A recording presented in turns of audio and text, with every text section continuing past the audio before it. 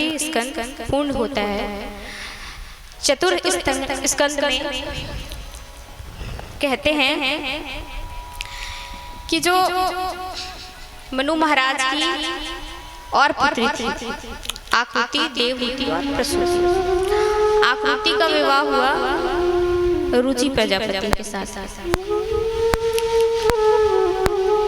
और प्रसूति की 16 कन्याएं हैं। उनमें से जो 13 कन्याएं थी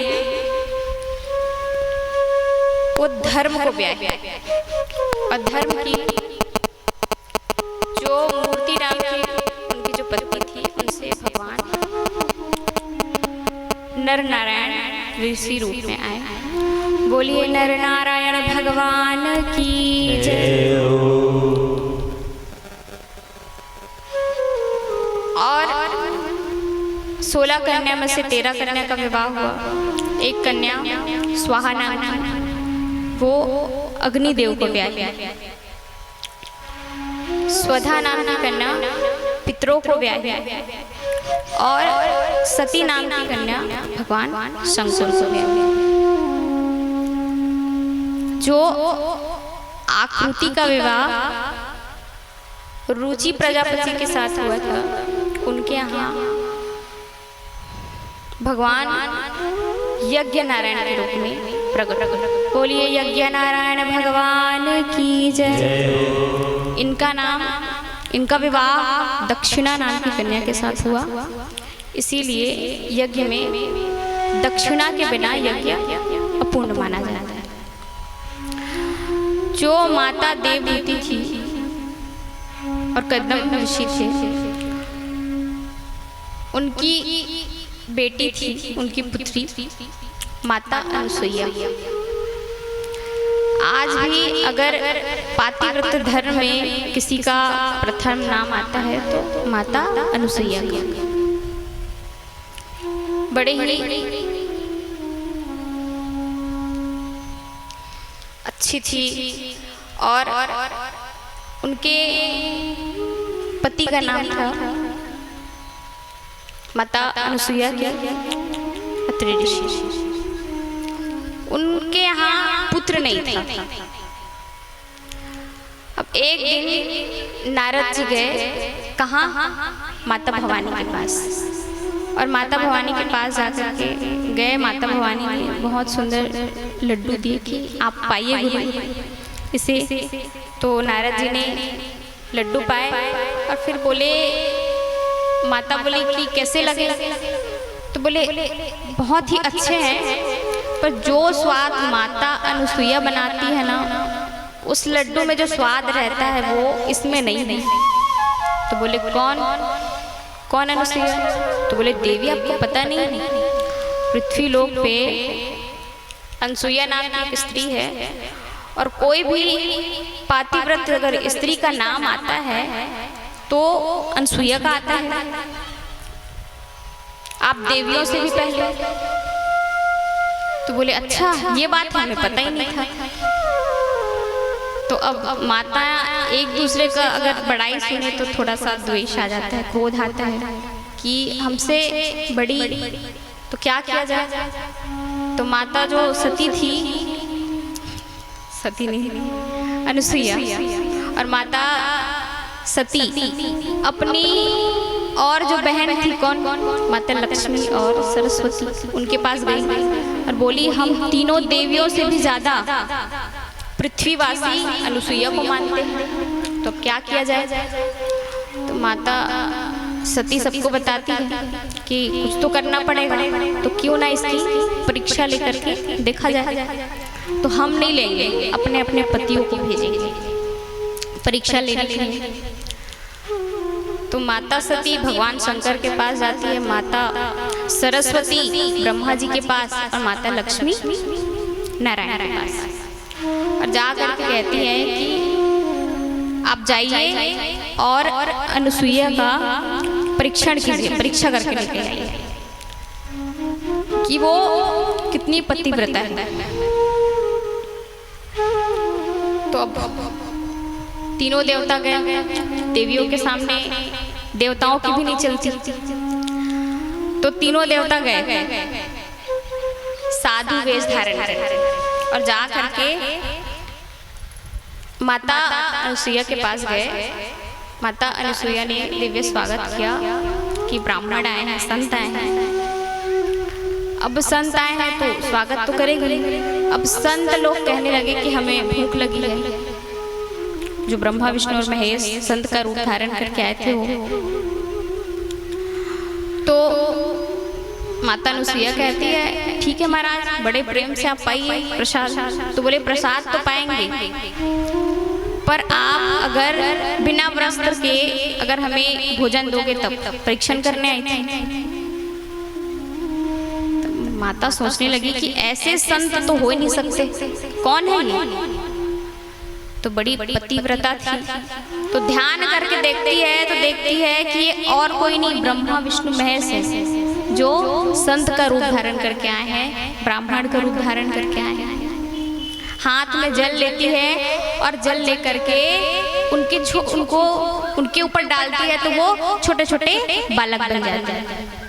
और छोटे छोटे बालक तो उनको बड़े प्रेम से मैया भोजन कराती है। और उनके कोई पुत्र नहीं था माता अनुसुईया के,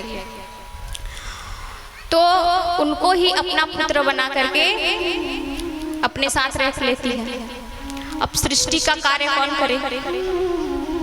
ब्रह्मा जी यही जो सृष्टि की रचना करते हैं, पालन करने वाले भगवान नारायण भी यही, संहार करने वाले भगवान शंकर भी यही। तो सृष्टि का कार्य पूरा रुक गया। तो अब क्या किया जाए? नारद जी गए देवियों के पास। सारी देवियां चिंतित, सृष्टि का पूरा कार्य रुक गया है, हमारे पति कहाँ है, कुछ पता नहीं है, अता पता नहीं है उनका, कहाँ चले गए। नारद जी गए, बताते हैं कि वो तो माता अनुसुईया की गोद में छोटे छोटे बालक बन करके खेल रहे हैं। तो अच्छा, अब तीनों देवियां नारद जी से कहने लगी कि आप जाइए और तीनों को बुला करके लाइए। बोले नहीं नहीं, मैं तो नहीं जाऊंगा। नारद जी ने तो टूक मना कर दिया। अब तीनों देवियां गई माता अनुसुईया के पास। तो माता अनुसुईया कहती है कि आप तो बोले ये कौन है? तो ये मेरे पुत्र हैं, तो हम आपकी बहू हैं, इन तीनों की अर्धांगिनी है हम। तो बहू हो तो चलो करो काम। तो तीनों देवियों से काम करवा रहे हैं, कोई भोजन बना रही है, कोई बर्तन धो रही, कोई कपड़े धो रही है। सृष्टि का कार्य पूरा रुक गया। तीनों देवियां भी आ गई। फिर आकर के तीनों देवियां माता अनुसुईया के चरण पखारती है, चरणों में गिर करके कहती है कि हे देवी, अब मान गए कि इस पूरी सृष्टि में आप जैसा कोई नहीं, आप जैसी पातिव्रत धर्म वाली नारी कोई नहीं है संसार में। बहुत प्रणाम करते हैं, कृपा कीजिए, आप इन्हें मुक्त कर दीजिए, सृष्टि का कार्य रुक गया है ब्रह्मा विष्णु और महेश के बिना। तब माता अनुसुईया अपने पातिव्रत धर्म के ही प्रभाव से फिर ब्रह्मा विष्णु महेश को बड़ा कर देती है। अब कहती है कि आप इतने दिनों तक मेरे बालक बन करके रहे, अब आप तीनों ही मुझे बालक बना। तब तीनों देवता के रूप में तीनों देवता आते हैं माता अनुसुईया के पास, उनके पुत्र बनकर। दत्तात्रेय के रूप। बोलिए दत्तात्रेय भगवान की जय। ये भी भगवान के 24 अवतारों में भगवान के एक अवतार है। तो इस प्रकार से माता अनुसुईया का कथा श्रवण कराते हैं सुखदेव जी महाराज। कथा तो अनेक है, अपार है, कितनों दिन श्रवण करो पूर्ण नहीं होने वाला। तो आइए एक भजन करते हैं, फिर आरती करेंगे। हो मुझे चरणों से लगा ले मेरे श्याम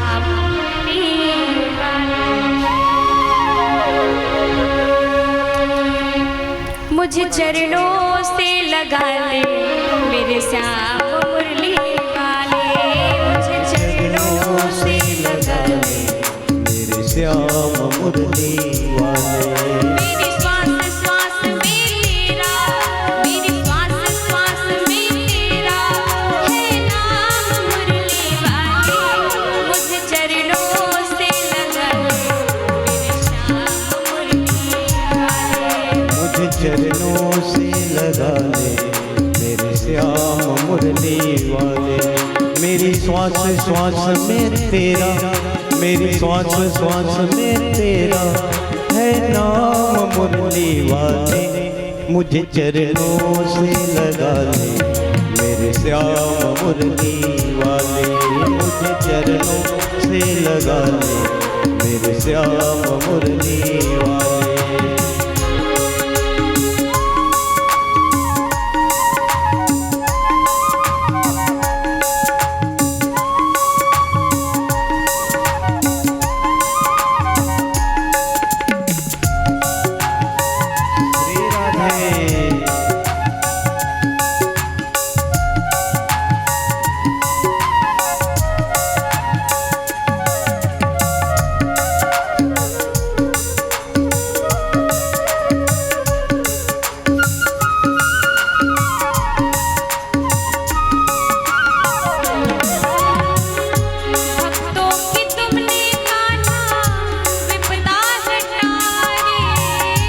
भक्तों की तुमने कान्हा विपदा हटारी, मेरी भी बात थामो आके बिहारी, मेरी भी बाहें थामो आके बिहारी। बिगड़ी बनाई तुमने, बिगड़ी बनाई तुमने सब काम मुरली वाले, मुझे चरणों से लगा ले मेरे श्याम मुरली वाले, मुझे चरणों से लगा ले मेरे श्याम मुरली वाले। मेरी श्वास श्वास में तेरा, मेरी श्वास श्वास में तेरा है नाम मुरली वाले, मुझे चरणों से लगा ले मेरे श्याम मुरली वाले, मुझे चरणों से लगा ले मेरे श्याम मुरली वाले।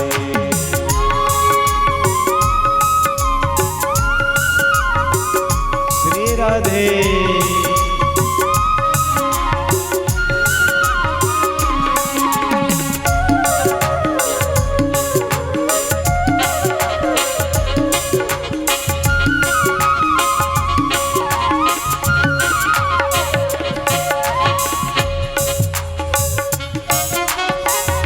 पतझड़ है मेरा जीवन बनके बहार आजा, पतझड़ है मेरा जीवन बन के बहार आजा। पुकार कान्हा बस एक बार आजा, सुन ले पुकार कान्हा बस एक बार आजा। बेचैन मन की तुम ही, बेचैन मन की तुम ही आराम मुरली वाले, मुझे चरणों से लगा ले मेरे श्याम मुरली वाले, मुझे चरणों से लगा ले मेरे श्याम मुरली वाले। मेरी श्वास श्वास में तेरा, मेरी श्वास श्वास में तेरा है नाम मुरली वाले, मुझे चरणों से लगा ले मेरे श्याम मुरली वाले, मुझे चरणों से लगा ले मेरे श्याम मुरली वाले।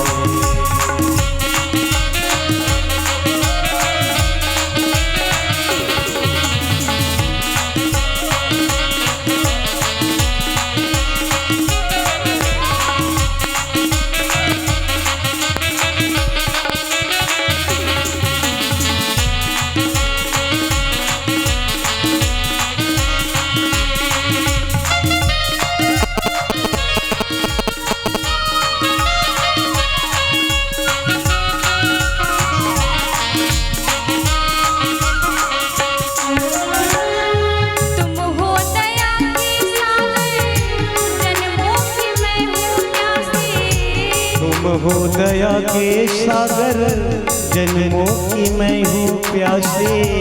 तुम हो दया के सागर, जन्मों की मैं हूँ प्यासी। तुम हो दया के सागर, जन्मों की मैं हूँ प्यासी।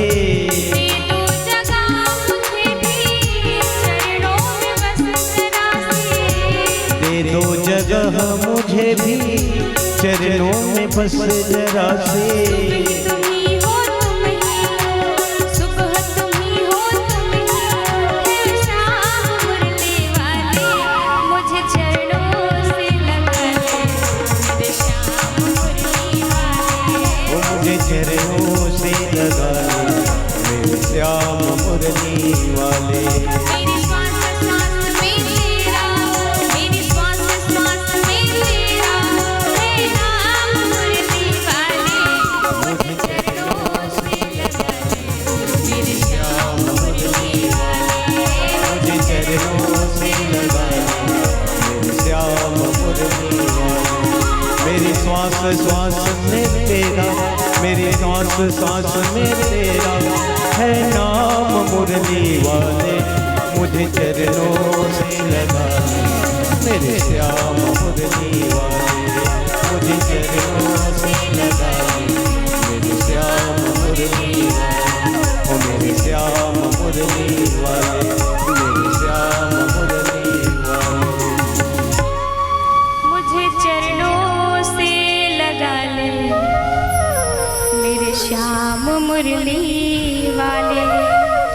मेरी श्वास श्वास में तेरा, श्वास श्वास में तेरा, है नाम मुरली वाले, मुझे चरणों से लगा ले, मेरे श्याम मुरली वाले। परीक्षित को कि जो माता प्रसूति थी, उनकी पुत्री माता सती, उनका विवाह भगवान भोलेनाथ के साथ हुआ और उनके ही पिता ने अपमान किया तो माता ने अपना देह त्याग किया। तब सुखदेव जी पूछते हैं कि भगवान शंकर से कैसा दोष द्वेष कि उनके जो ससुर है प्रजापति दक्ष, उन्होंने ऐसा किया। तब बताते हैं कि उस समय की बात है जिस समय ब्रह्मा जी ने प्रजापति दक्ष को प्रजापतियों का नायक घोषित कर लिया। अब पद आ जाता है तो अहंकार बढ़ जाता है, तो पद मिला दक्ष को, प्रजापतियों का नायक बन गया। तो सभी देवताओं ने सम्मान समारोह रखा कि प्रजापति है तो सब देवता सम्मान करेंगे। तो अब आए दक्ष आते हैं, सारे देवता खड़े होकर के उनको प्रणाम करते हैं। प्रजापति है तो उनको प्रणाम किया। 3 लोग नहीं खड़े, ब्रह्मा विष्णु और महेश। तो 3 लोग नहीं खड़े हुए। तब जो दक्ष था वो सोचने लगा कि नारायण खड़े नहीं हुए, चलो कोई बात नहीं, ये तो मेरे दादाश्री है। ब्रह्मा जी नहीं खड़े हुए तो कोई बात नहीं, है तो मेरे पिताश्री हैं। पर ये शंकर क्यों नहीं खड़ा हुआ, ये तो मेरा दामाद है ना। और गए, जैसे ही सभा में बैठे बोलना आरंभ कर दिया। सभ्य समाज में असभ्य लोगों का आना वर्जित है। सब लोग एक दूसरे की तरफ देखने लगे कि सभ्य समाज में कौन असभ्य आ गया। दक्ष कहता है ये शंकर तुम्हें दिखाई नहीं दे रहा है, इसे सभ्यता कहाँ आएगी। मैं नहीं कहता मुझे प्रणाम करो, पर एक शिष्टाचार होता है, अपने से बड़े का प्रणाम किया जाता है। पर ये क्या जाने शिष्टाचार, भूत प्रेतों के संग में रहता है, इसे क्या पता। सारे देवता सोचने लगे कि ये अपने ही जमाई को बोल रहे हैं। इतना अहंकारी प्रजापति दक्ष भगवान शंकर को अपशब्द कह रहे हैं। कहता है कि ये मरकट लोचन भूत प्रेतों के साथ रहता है, इसे शिष्टाचार नहीं पता है, ये नहीं जानता है। कितने करुणा के सागर हैं भगवान शंकर। एक बार भूत प्रेत आए, बोले कि प्रभु कहाँ जाए, आपने ही हमारी सृष्टि करी है, कहीं भी जाते हैं हमें पीट पीट के वहां से भगा देते हैं। तो बोले कहीं मत जाओ, मेरे पास आओ। सब भूत प्रेत को बुलाया और अपने कैलाश में रख दिया कि यहीं रहो, कहीं मत जाओ। सांप बिच्छू भी आए कि प्रभु आपने ही हमें बनाया, अब कहाँ जाए। तो बोले कहीं मत जाओ, मेरे पास आ जाओ। तो सांप बिच्छू को पहनने लगे, अपना अलंकार बना लिया, धारण करने लगे। इतने कृपालु हैं भगवान शंकर। उसको प्रजापति दक्ष द्वेष में कुछ भी अपशब्द बोले जा रहे हैं, कुछ भी गाली दे रहे हैं। किसी ने पूछा अगर इतना ही दोष है तो अपनी पुत्री का विवाह क्यों करवाए? तो बोले पूछ लो मेरे पिता से, इनकी वजह से मैंने अपनी पुत्री का विवाह इनसे करवाया है, नहीं तो कहाँ मेरी मृगलोचनी कन्या और कहाँ ये बंदर सी आंख वाला मरकट लोचन शंकर। मैं अपनी पुत्री का विवाह इससे कभी नहीं कराता, ये तो ब्रह्मा जी की मेरे पिता की आज्ञा थी इसीलिए करवाया, नहीं तो मैं कभी विवाह नहीं करवाता। अपशब्द बोलने लगा। अब किसी को अपशब्द बोलो और वो सामने से प्रति उत्तर ना दे तो और क्रोध आता है। भगवान शंकर चुपचाप बैठे, कुछ बोले ही नहीं। नंदीश्वर से नहीं रहा गया, वो खड़े हुए। दक्ष हमारे प्रभु को कुछ भी अपशब्द बोल रहा है, हम अपने प्रभु की निंदा नहीं सुन सकते। हरिहर निंदा सुनहि जो काना, होई पाप गौघात समान। हम अपने प्रभु की निंदा नहीं सुन सकते और तू कुछ भी बोलते जा रहा है। भगवान शंकर बोले कि चुपचाप बैठ जाओ, ससुर जी हैं, देने तो जो बोल रहे हैं बोलने दो। तो बोले ठीक है, जब आप सुन रहे हैं आपको कोई दिक्कत नहीं तो हम क्यों बोले। नंदीश्वर बैठ गए। अब इतना क्रोध में बढ़ गया प्रजापति दक्ष कि अंततो गत्वा श्राप दे दिया कि मैं इस शंकर को श्राप देता हूँ, किसी भी यज्ञ में इसको भाग ना दिया जाए। जितने भी अब नंदीश्वर खड़े हो गए और गण आए थे वो भी खड़े हो गए कि हमारे स्वामी की ऐसी अवहेलना हम सुन नहीं सकते।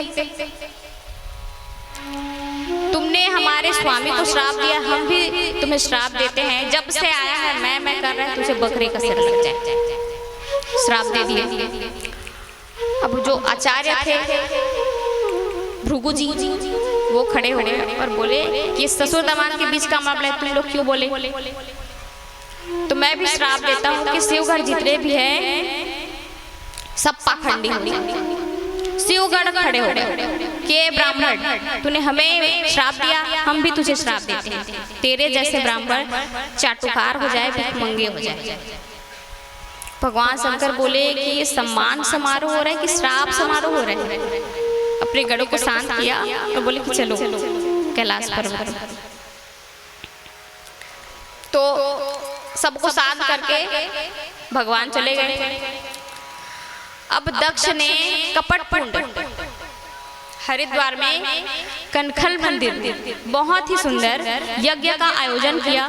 सभी देव दानव गंधर्व अप्सराएं सबको आमंत्रण दिया, भगवान शंकर को नहीं दिया। अब जितने भी देवी देवता है कैलाश पर्वत से उड़ के जाने लगे अपने अपने विमान में।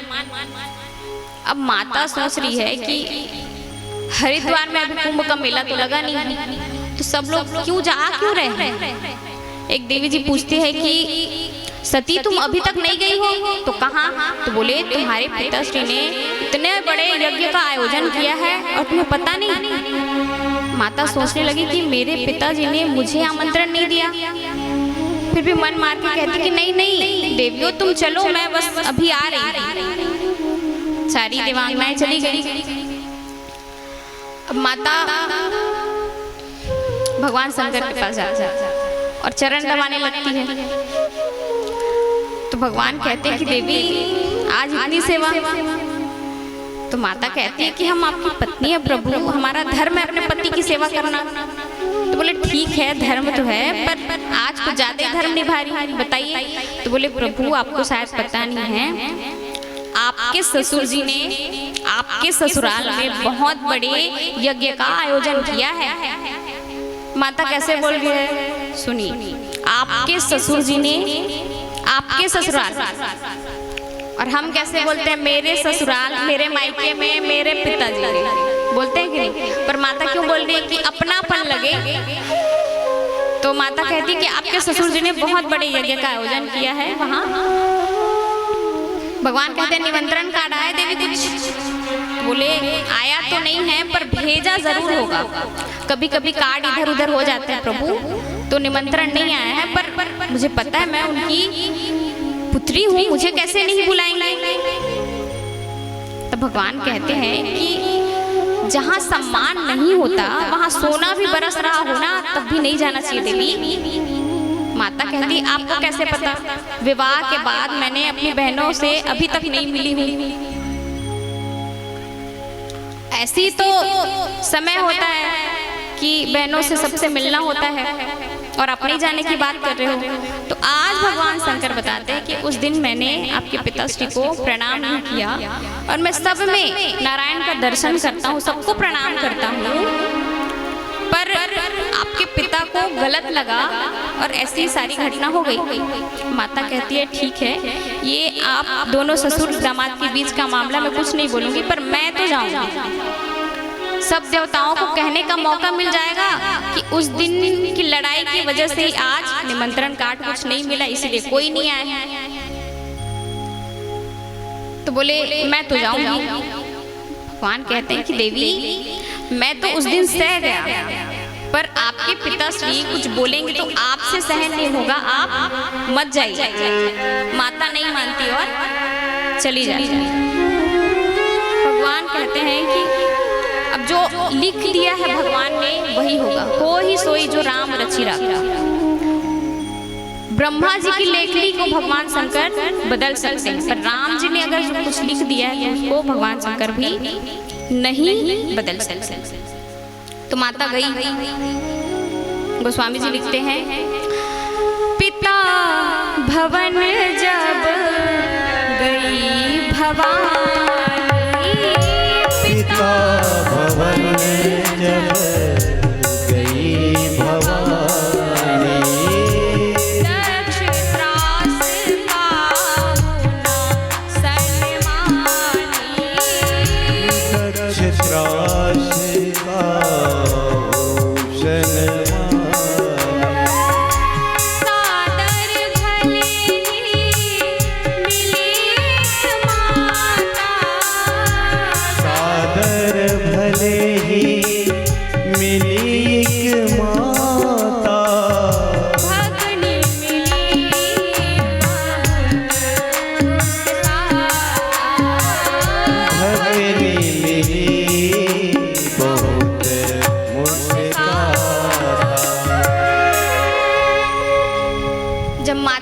सती अपने पिता के भवन में, जो देवता माता को देख करके दूर से ही दंडवत प्रणाम करते थे, कोई देवता नहीं आया। सबको दक्ष ने मना कर रखा था कि जो शिव संबंधी होगा वो मेरे से संबंध ना रखे। तो सारे देवता माता को कोई प्रणाम नहीं करते, पर माता तो माता होती है, अपनी माता के पास जाते हैं, प्रसूति के पास, तो बहुत प्रेम से आलिंगन करती है, गले लगाती है। बहन भी मिली पर हंस हंस के मिलने लगी कि अच्छा किया सती तुम आ गई। हमें पता चला कि पिताजी ने कोई तुम्हें निमंत्रण नहीं दिया है, पर पिता के घर कैसा निमंत्रण, तुमने ठीक किया, आ गई। माता कहती है कि ठीक है माता, मैं यज्ञ कुंड की परिक्रमा करके आती हूँ। जैसे ही यज्ञ कुंड की परिक्रमा करने के लिए माता गई, देखा कि छोटे से छोटे देवताओं का भाग है, पर मेरे स्वामी भगवान शंकर का कोई भाग नहीं है। क्रोध में भर गई माता, सभी देवताओं को कहती है कि सभी देवता ध्यान से सुने, से।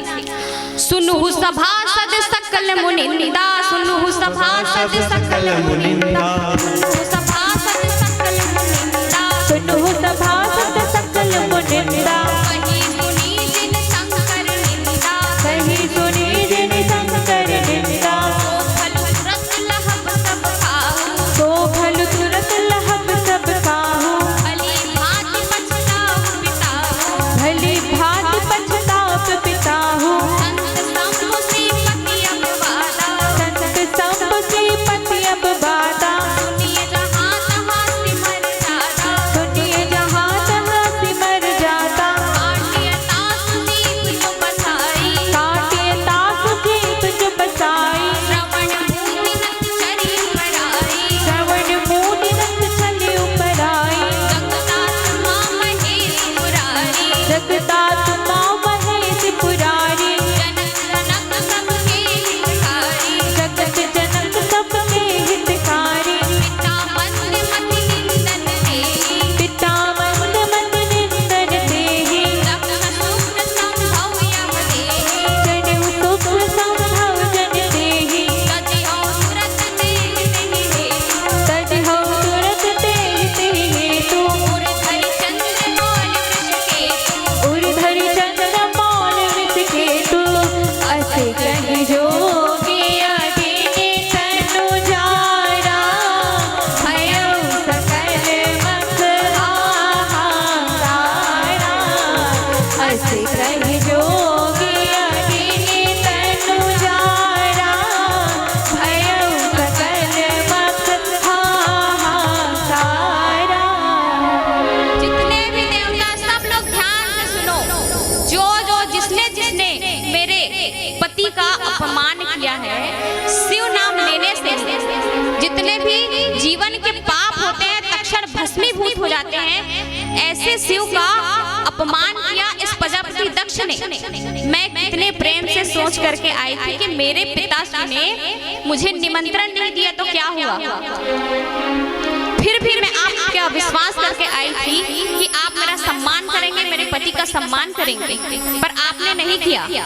अब मैं घर जाऊंगी तो मेरे से पूछेंगे कि मेरे पति कि आ गई दक्ष कुमारी, तो मैं क्या जवाब दूंगी। ये शरीर है, जब तक इस शरीर से आपका नाता है, ये शरीर ही नहीं रहेगा तो आपसे कोई नाता नहीं रहेगा। योगा अग्नि प्रकट करती है माता सती, और योग अग्नि में अपने आप को जला करके भस्म। जितने भी भगवान शंकर के गढ़ आए थे सब हाहाकार मचा देते हैं, सब लोग यज्ञ विध्वंस करने लगते हैं। भृगु जी ने मंत्र के द्वारा सब जितने भी गढ़ थे सबको मार पीट करके भगा दिया। नारद जी गए भगवान शंकर के पास और बोले कि हे प्रभु, माता सती ने अपने देह का त्याग कर दिया है। भगवान क्रोध में भर गए और अपनी जटा उखाड़ करके जमीन में पटके वीरभद्र प्रकट हो गया। बोलिए वीरभद्र भगवान की जय। वीरभद्र को आदेश देते कि जाओ दक्ष के पूरा सर्वनाश कर दो, उसकी मृत्यु कर दो, उसकी वो जीवित नहीं होना चाहिए, उसको मार दो, उसके यज्ञ को पूरा विध्वंस कर दो। वीरभद्र आए, वीरभद्र आ करके पूरे यज्ञ को विध्वंस करने लगे। सबको पकड़ पकड़ कर जो देवता आए हैं उनको भाग मिलेगा, सबको मारने लगे और गए प्रजापति दक्ष के पास और उसकी मुंडी मड़ोड़ी और उसके सिर को धड़ से अलग करके अग्निकुंड में स्वाहा। अब इधर माता सती भगवान से मरते मरते प्रार्थना करती है। कहते हैं सती मरत हरि सन वर मांगा, जन्म जन्म शिव पद रागा। सती मरत हरि सन वर मांगा, जन्म जन्म शिव पद अनुरागा। तेहि कारण हिमगिरि ग्रह जाई, जनमी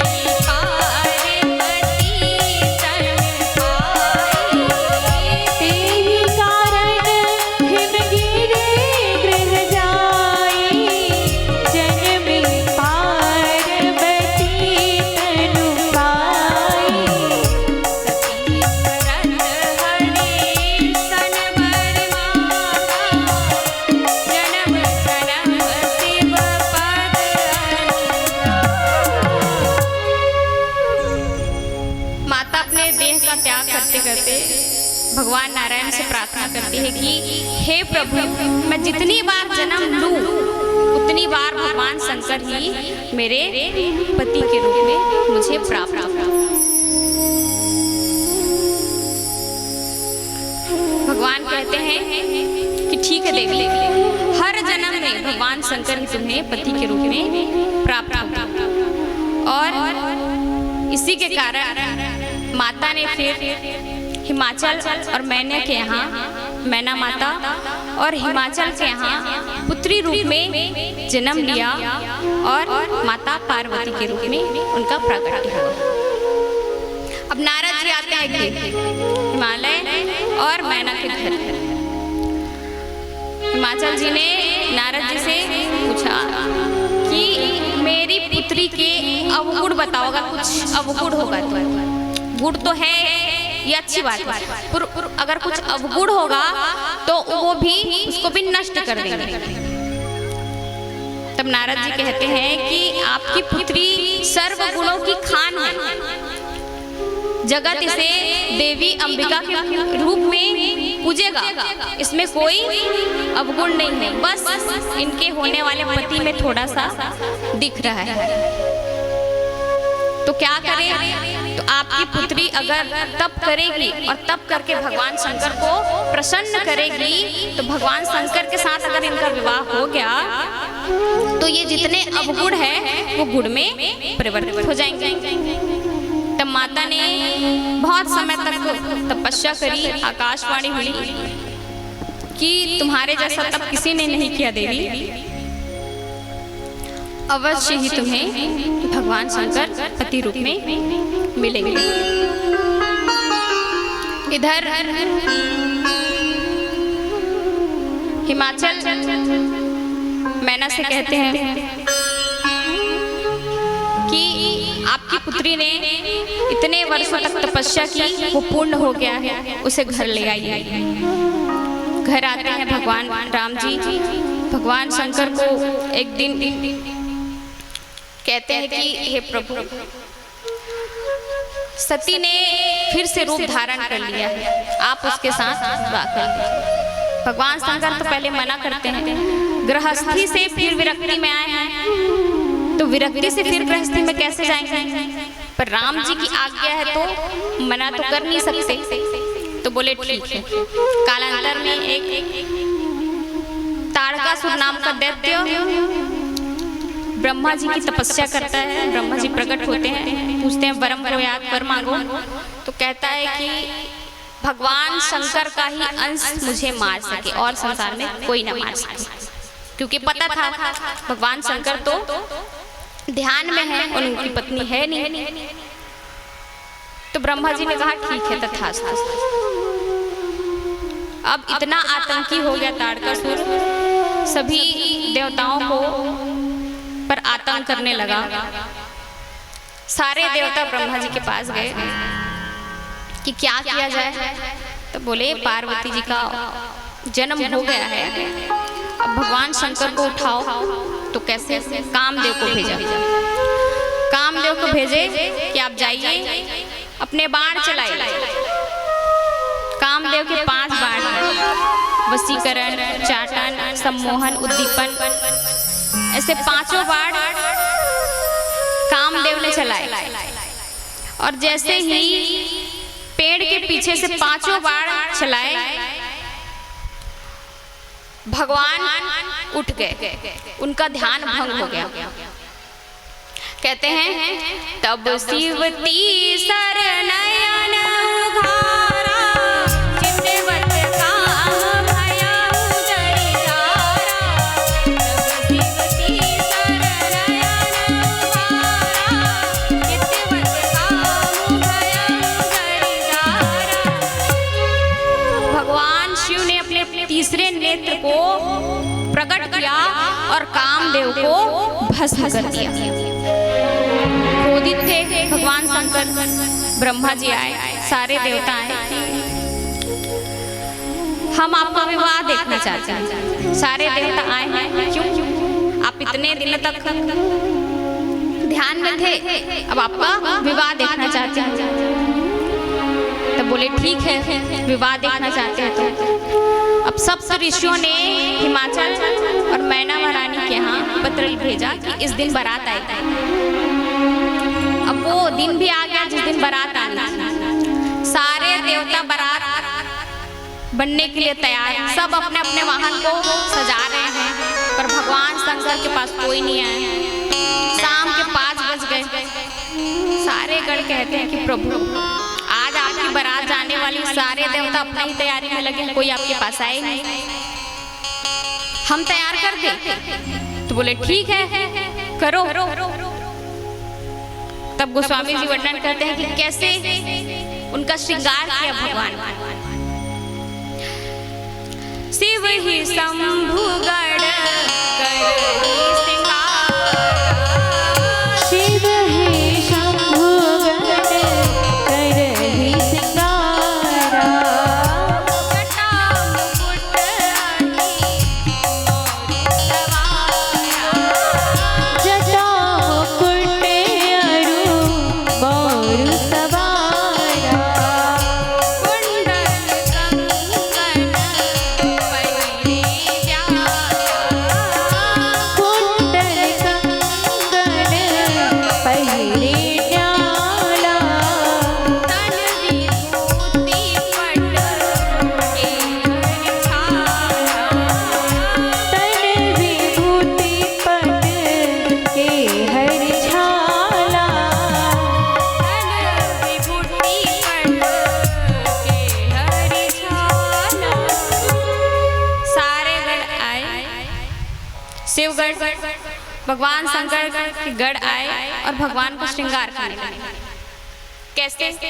तो कामदेव को भस्म किए थे ना, तो पूरी जटा उनकी फैल गई थी, तो उन्होंने जटा को मोड़ मोड़ करके जटा का ही मुकुट बना दिया। अब बोले कि दूल्हा सरकार मौर पहनते हैं, तो मौर कहाँ से लाए? अब भगवान का विवाह है, अब भगवान के संग में सांप बिच्छू सब उनके साथ में ही रहते हैं, तो अब मौर कहाँ से लाए? मौर के बिना तो दूल्हा अपूर्ण है। तो मौर कैसा होता है? एक गण पूछा मौर कैसा होता है? तो बोले कुछ नहीं, ऐसे लटका रहता है सामने सामने। तो बोले अब भी रुको, मैं 1 सेकंड में बना के लाता हूँ। तो गए, जो छोटे छोटे सांप थे, भगवान का विवाह में बारात जाना करके बहुत नृत्य कर रहे थे, सबको पकड़ करके लाए और सबकी मुंडी को हाथ में पकड़े और एक सर्प को बांध दिए और रख दिए भगवान के सिर के ऊपर। और जितने भी सर्प थे उनके पूंछ भगवान के मुख के सामने लटक रही। अब ये बन गया मौत। अब बोले और कैसा श्रृंगार? तो बोले कान में कुछ पहनते हैं, तो क्या पहना है? तो बिच्छू को पकड़ के लाए। और ऐसा नहीं है ना, सांप को भी एक ही कलर के, अलग अलग कलर के नहीं, एक ही कलर के सांप को पकड़ पकड़ के लाए, बिच्छू को भी पकड़ के लाए, कान में कुंडल बनाए। अब बोले श्रृंगार तो हो गया, अब पाउडर। अब दूल्हा सरकार है, थोड़ा सजे तब तो बोले अभी अभी एक वृद्ध दे गई है जिसका राख है, उसको लाऊं। तो एक गया और राख को लेकर के आते हैं, और राख को लेकर के आ करके भगवान के पूरे मुख में लगा दिया। अब पाउडर लगाते हैं तो उसको पोंछना पड़ता है ठीक से, तब तो वो ठीक लगेगा। और बस लगा बस दिए सारे गट, तब भगवान कैसे लगे? अब बोले कि आप तो कुछ पहने नहीं हो प्रभु, क्या करें? तो आप बैठते हो उसी को पहना दे छाल को आपके। तो बोले ठीक है। तो कैसे पहनाएंगे? छाल पहन तो सकते नहीं उसको, तो एक और सांप को पकड़ के लाए। तुम्हारी ड्यूटी एकदम खतरनाक है, तुमको हिलना भी नहीं। तो छाल को पहनाए भगवान को। अब नंदीश्वर से कहा गया कि आप आइए, आप नहीं तो बैठ करके जाएंगे। इतने में सारे देवता आ गए, एकदम सुंदर सुंदर तैयार होकर के अपनी अपनी पत्नियों को लेकर के। भगवान नारायण कहते हैं कि वर के अनुसार तो ये बारात नहीं लग रही है। सारे देवियां जब भगवान शंकर का दर्शन करते हैं, ऐसा दूल्हा तो हमने कभी देखा ही नहीं, ऐसा भी दूल्हा होता है। सारी देवियां कहने लगी, सारे देवता कहते हैं कि बारात जो दूल्हा है ना, उसके अनुसार हम लोग बाराती लोग नहीं हैं, तो क्या करें, तो पहले जाओ। तो सारे देवता पहले चले गए। नंदीश्वर ने कहा प्रभु सारे देवता भाग गए। तो बोले भागने दो, तो आपके साथ कौन जाएगा? अपने वालों को बुला के लाओ। अपने वालों को कौन बुलाते हैं? कोई बोलेंगे हम लोग विवाह जब होता है तब प्रथम पत्र में क्या लिखते हैं? गणेश जी के नाम लिखते हैं, बाकी बिहारी जी के नाम लिखते हैं, और किसी को कार्ड देते हैं कि भूत प्रेत डाकनी पिशाचनी सब लोग आइएगा, सब परिवार। कोई बोलता है? कोई नहीं। भगवान बोले अपने वालों को बुलाओ। अपने वालों को तो निमंत्रण मिला ही नहीं है, फिर भी बुलाओ। तो भगवान शंकर ने डमरू बजाई और जितने भी भूत प्रेत आदि सब लोग आ गए। भारत के ही बस नहीं, अफ्रीका के, रूस के, अलग अलग देश के सब भूत आ रहे हैं। किसी का सिर नहीं है, किसी का सिर ही सिर है, किसी का पैर नहीं है, किसी का हाथ नहीं है। अनेक प्रकार के भूत प्रेत आते हैं भगवान के बारात और बोले चलो। उधर देवता पहले से ही चले गए थे। पहले देखते हैं इंद्रदेव। तो बारात का स्वागत करने के लिए बुजुर्ग लोग आते हैं कि हार माला पहनाएंगे। तो हाथी घोड़े में सवार होकर के सारे बुजुर्ग लोग आए। तो इंद्रदेव को बोले आप दूल्हा हो? तो बोले नहीं, हम तो दूल्हे के सेवक के सेवक हैं, हम दूल्हे नहीं हैं। तो अच्छा, दूल्हे के सेवक इतने सुंदर, तो दूल्हा कितना सुंदर होगा? अब आप नहीं हो तो फिर अब कामदेव आ गए। कामदेव, अब कामदेव की सुंदरता को कोई वर्णन ही नहीं, इतने सुंदर। बोले आप दूल्हे हो? जरूर आप ही दूल्हे होगे। बोले नहीं महाराज, हम भी दूल्हे नहीं, दूल्हे तो पीछे आ रहे हैं। अब भगवान नारायण आ गए। अब भगवान नारायण का मुख कमल इतना शोभ्यमान, इतना सुंदर, कमल के जैसे उनके नेत्र, बड़े ही सुंदर। तो बोले आप हो? तो बोले नहीं महाराज, हम भी नहीं, पीछे आ रहे हैं। सबका स्वागत किया। अब सारे भूत प्रेत भगवान की जय जयकार करते आ रहे हैं। बम बम बम बम बोले जय शिव बम बम बम बम बोलो जय शिव बम बम बम बम बोलो जय शिव बम बम बम बोले जय शिव बम बम बम बोले जय शिव हर हर बम बोलो जय शिव हर हर बम बोलो जय शिव हर हर बम बोलो जय शिव बम बम बम बम बोलो जय शिव बम बम बम बम बोलो जय शिव बम बम बम बम बोलो जय शिव बम बम बम बम बोलो जय शिव। सारे भूत प्रेत आ गए। अब जितनी माला लेकर के खड़े थे, जो बुजुर्ग आए थे हाथी घोड़े में, वो कैसे भागे? हाथी घोड़े लगे पल्ला भाग गए। अब जो बुजुर्ग थे वो वहीं पे खड़े, चल नहीं सकते, तभी तो हाथी घोड़े पे रथ पे सवार होकर आए थे। सब लोग भागे। छोटे छोटे बच्चे आए थे। छोटे छोटे बच्चे जब गांव में विवाह होता है तो देखने आते हैं ना कि बारात देखने जाएंगे, बारात कैसी है, फूल माला लेकर के आए। जैसे ही बाराती को देखते हैं तुरंत भागते अपने घर जा करके सबसे पहले अपना दरवाजा लगाते हैं। क्या हुआ बारात देख के आए? तो बोले मरवाने भेजी थी हमें, बारात देखने भेजी थी। तो कैसे है बारात? तो बोले पागल है, पागल। जो बारात जो दूल्हा है ना वो पागल है, कुछ नहीं पहना है, रात को पूरा लगा करके आया और सर्पों की माला पहना है, मुंड की माला पहना है, इतना भयंकर है। माताएं कहने लगी कि कैसी बातें कर रहे हो? तो बोली अगर एक भी घर में घुस गया ना तो कोई हम लोग के घर में कोई नहीं बचेगा, दरवाजा लगाओ, दरवाजा लगाओ। इतने भयभीत हो गए बच्चे कि सबकी तबीयत खराब हो गई। अब जितने भी स्वागत करने के लिए आए थे बारात का, जितने भी सब लोग देखे कि ऐसा दूल्हा। माता मैना आरती लेकर के आई और जैसे ही आरती घुमाने लगी, भगवान के गले में जो सांप था जैसे ही आग को देखा फुफकारने लगा, और जैसे ही माता मैना ने भगवान शंकर का स्वरूप देखा डर गई और सीधा बेहोश हो गई। बेहोश होकर के सबको उनको घर लाया गया। अब पूछे कि ये विवाह किसने तय कराया? नारद जी ने। अब नारद जी को पकड़े सब लोग कि ऐसा दूल्हा, आपने तो बोला था कि जितने भी अवगुण है दूल्हे में, अगर भगवान शंकर के साथ विवाह हो गया वो सब खत्म हो जाएगा, ऐसा विवाह कराते हैं कोई? नारद जी को खरी खोटी सुनाई मैना जी ने। बात पे सारे देवताओं ने मिलकर के मैना जी को समझाया, हिमाचल जी को समझाया कि इस जन्म के नहीं, अनेक जन्मों के पति पत्नी हैं, इनका विवाह होना ही था। सारे देवताओं ने मिलकर के भगवान शंकर और माता पार्वती का विवाह करवाया। और फिर कालांतर में तारकासुर का वध करने के लिए कार्तिकेय भगवान का प्रकट हुआ और कार्तिकेय भगवान ने फिर तारकासुर का वध किया। इस प्रकार से सती चरित्र बताते हैं। तो आइए हम सभी भगवान शंकर को याद करते हैं